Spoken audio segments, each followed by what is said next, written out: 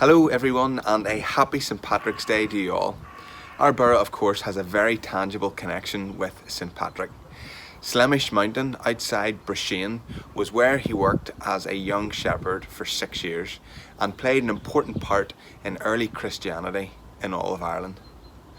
Normally we would be welcoming up to 3,000 people climbing Slemish to enjoy panoramic views of County Antrim and Mid and East Antrim. But of course this year is very different with the stay-at-home message. Instead we have pre-recorded some traditional entertainment and messages to give you a flavour of what St Patrick's Day at Slemish and Broughshane is usually like. I would particularly like to thank the musicians and dancers from Portglenone Comhaltas for taking part in our broadcast. Hopefully it will inspire you to join us next year to take part in the climb and afterwards enjoy the entertainment and food and shopping in Broughshane too. Have a good day and stay safe.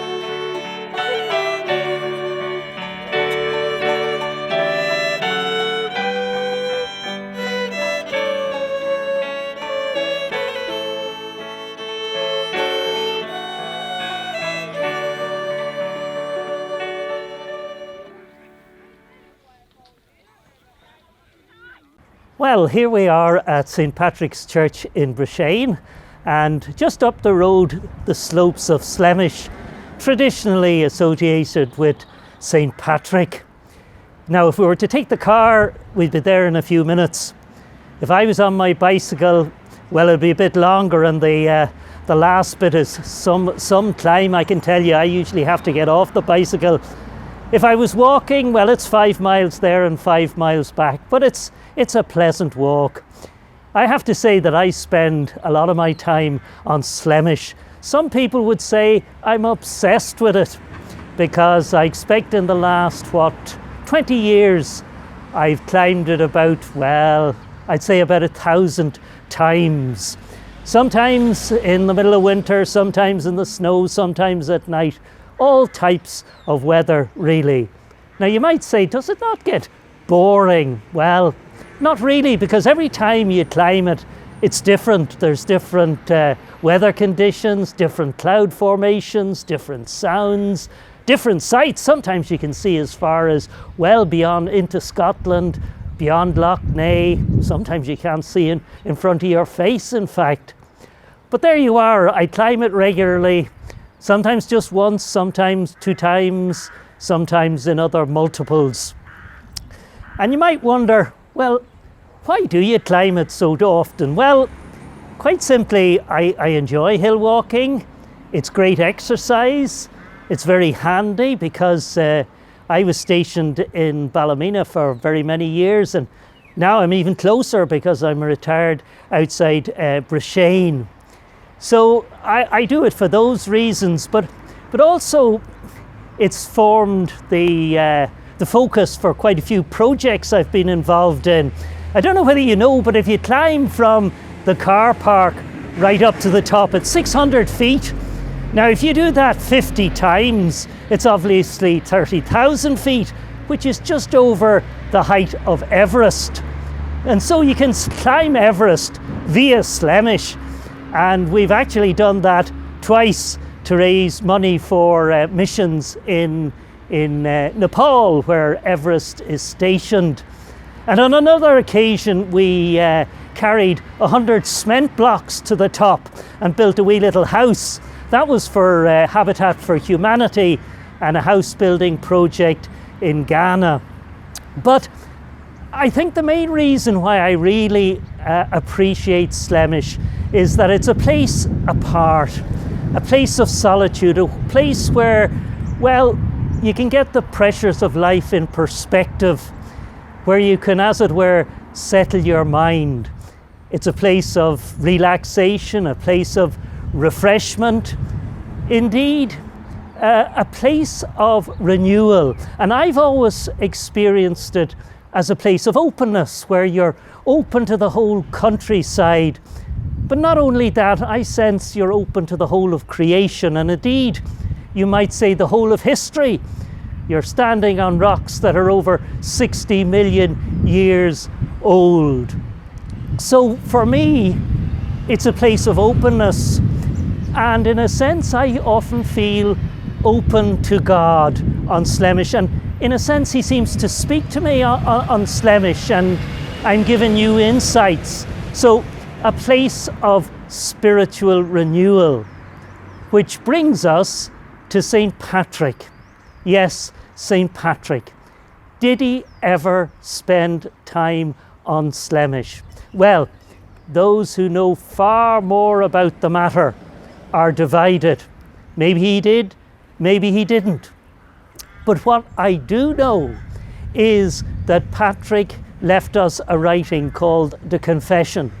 And in that writing, he speaks of coming to a living faith while he was in Ireland in captivity. He speaks of nights spent in prayer, days spent in prayer, over 100 prayers he would say. And he says in all sorts of weather conditions, the Spirit was alive within me. And where did this happen? He said it happened in the woods and on the mountain. Now, in the light of my experiences on Slemish, and it being for me a place of spiritual renewal, I could well imagine that the mountain which Patrick mentions in his confession could indeed have been Slemish.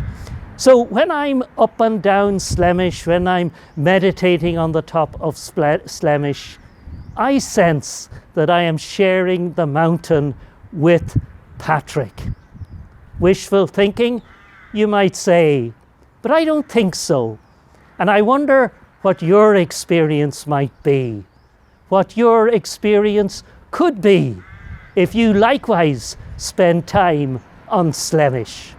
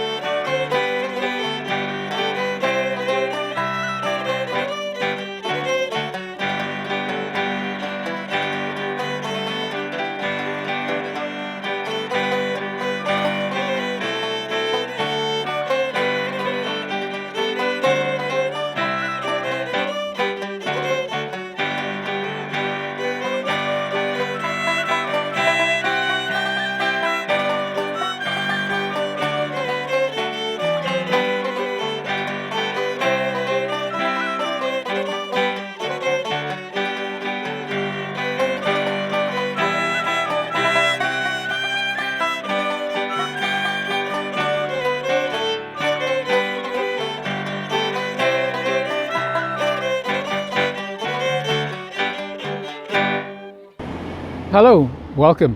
Happy St. Patrick's Day. I hope you're enjoying this short video celebration of St. Patrick and its connection with the Braid Valley and Slemish Mountain. Each year, we would normally welcome hundreds of visitors to the mountain on the 17th of March. Although, with the emergence of COVID-19 last year, the celebrations were cancelled, and once again this year we find ourselves having to mark the day with remote means such as this video. We all hope the current precautions will lead to a situation where we'll be able to welcome you back to this very special place. And when you're here, we hope that you will choose to spend some time in this wonderful village of Broughshane. Most visitors to Slemish will travel through the village, and we would like to extend a very warm welcome and invitation for you to stop off the next time you visit. Broughshane has won many awards over the past 20 years, including Ulster in Bloom, Ireland's Best Kept Town, and in 2018 became Channel 4's UK Village of the Year. Broughshane has its roots in the history of the Braid Valley, a rich farming hinterland. This history is well exemplified by the two historic mills which are found at either end of the village. Houston's mill behind me at the eastern end of the village began life as a corn mill, and having been taken over into community ownership and restored, now houses a number of small businesses, as well as providing space for community groups to meet. To the west of the village, we have Raceview Mill, a large complex formerly housing a woolen mill. Now it has been in private hands and restored and houses a number of small start-up businesses, but also a thriving wedding venue. If you stop in the village, and we hope you will, there is much for you to do. The main street is alive with shops and cafes, where you will find everything from hardware to a hat for a wedding, from a pair of glasses to something to decorate your home. Or maybe if you have more time, stop off for a beauty treatment. Or maybe you'll just stop for a well-deserved cup of coffee and a snack or an ice cream. Or perhaps something stronger, a pint or a glass of wine. If you have a bigger appetite, what about a fish supper or a pizza, or maybe even a Chinese takeaway? Now that I hope you're well fed and watered, I'd like to tell you about one of our hidden gems. Let's take a stroll with me along the riverside path. I've now walked down the side of the River Braid, come to what I believe is one of our hidden gems here at the side of the river. Behind me you can see our duck pond. And Duck Pond perhaps sells it very short, because here we have a wide variety of waterfowl. We have geese, we have swans, and we have a number of other things as well. If you can see our fairy village, you could visit our rabbits. So once you've been fed and watered up in the main street, why not take a stroll down here, have some quiet time for yourself, maybe feed the birds. But whatever you do, we hope you enjoy your time here in Broughshane. I'd like to take this opportunity once again to thank you for watching, to wish you once again a happy St. Patrick's Day, and to urge you to stay safe and to keep well.